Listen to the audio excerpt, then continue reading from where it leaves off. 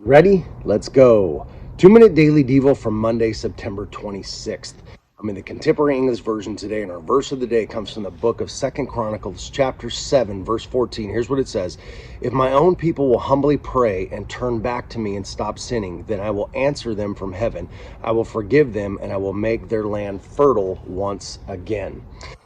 This is a great verse and a great promise, and one that people have held on to for centuries and centuries and centuries. And this is a promise from God that we can count on as his people. That's something that if we will do this, that if we will humbly pray and turn back to me, how important and how poignant are those words? If we will humbly pray. How often do we go without praying? How often do we go without calling upon our God? And God says we need to pray and turn back to me and stop sinning. That's the key. See, we can call out to God all the time, but you can't expect God to answer and bless your life if you're living like the devil. We got to make sure that we are trying to live a life that's pleasing to God. Not that we're going to be perfect by any means, but we try to do our best to serve God, to obey him, to do what his word says. And then we say, well, how come my prayers aren't getting answered? Well, the Bible says this: if we turn back to him and stop sinning, then what's the promise?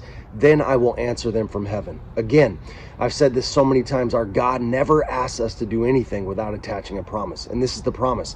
If we will pray, turn back to him and stop sinning, then what's going to happen? Then God's going to answer us. God's going to answer our prayers. He's going to forgive us and make our land fertile once again. That fertility may look like your life. That maybe there's some dryness and some deadness in your life that you were looking to make fertile, whether that's your marriage or your job or whatever relationships or whatever is going on in your life that you say, man, it is dead. There is no fruit that's being produced. Well, here's what God says. If we will turn to him, he's going to answer those prayers and he's going to bless our life. So I just want to encourage you guys with that today. Hope you have a great day, and I'll see you tomorrow.